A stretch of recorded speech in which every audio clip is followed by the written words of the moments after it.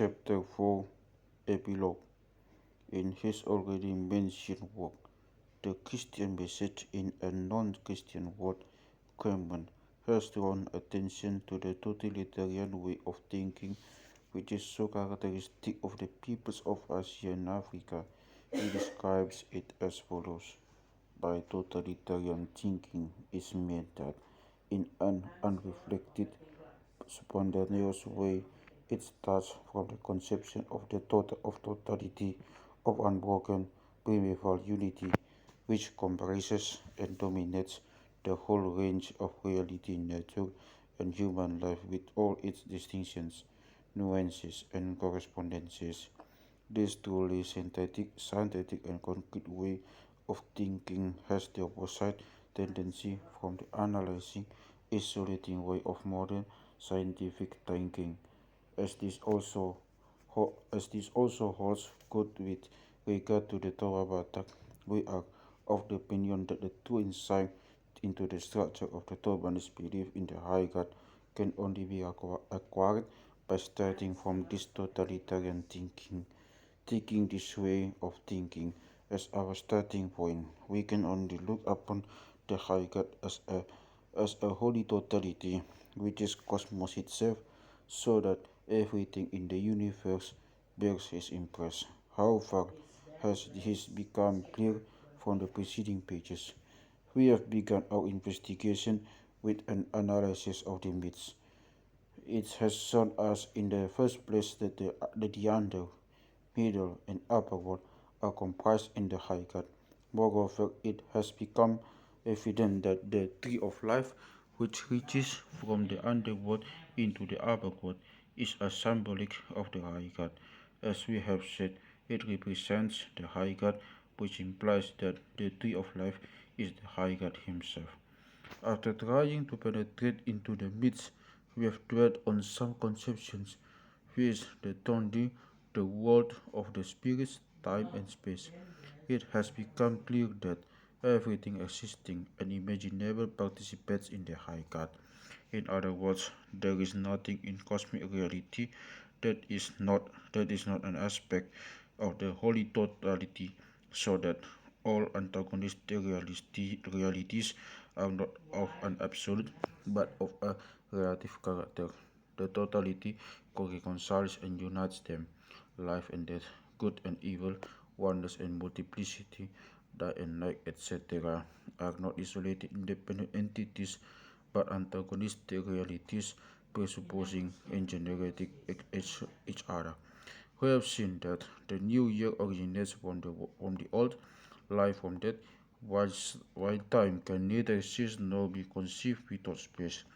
Moreover, every Toba Batak is a manifestation of the high God, and therefore the Adat guiding the individual as well as the community to life is the microcosmic reflection of the macrocosmic order.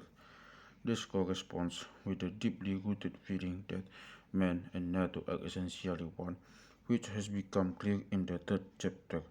We have seen that the three functional groups in the system of Tobanese relationship, which hula hula, tongan sabutura, and bogu respectively, represent the under, middle, and upper world, and that their interrelation is a reflection of the cooperation of these three worlds, the rites of initiation, and the gradual, complete participation of the growing up child in the cosmic totality.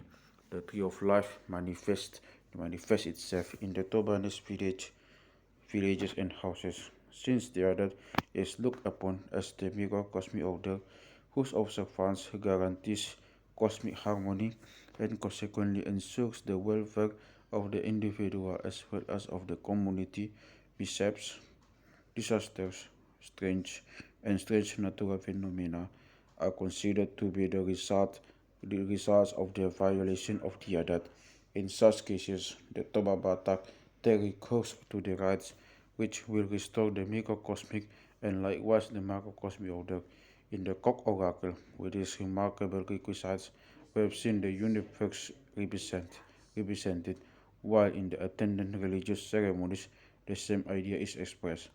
We have been able to demonstrate that the bolon planted during the bius ceremony is nothing but a representation of the macrocosmic tree of life.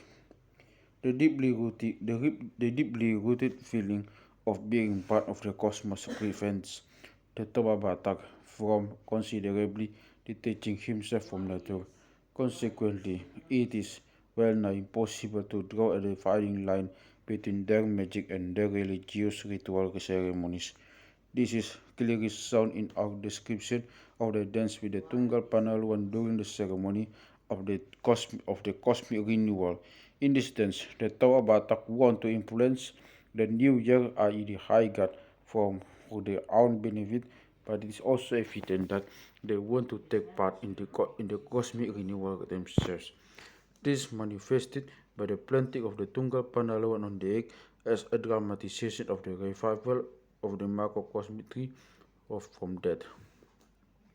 So we see that we must start from the totalitarian way of thinking to be able to understand the myths, rites, magic ceremonies, etc. of the Toba Batak and to approach the structure of their belief in the high god. The totalitarian way of thinking is underlying and inherent to this structure. So it is obvious that the high god of the Toba Batak is not a transcendent god who is above nature, above the whole creation. He cannot intervene the cosmic order. He is not the creator of the universe in the absolute sense of the word, but he is the cosmos itself. In this cosmic totality, man is comprised as a microcosmos.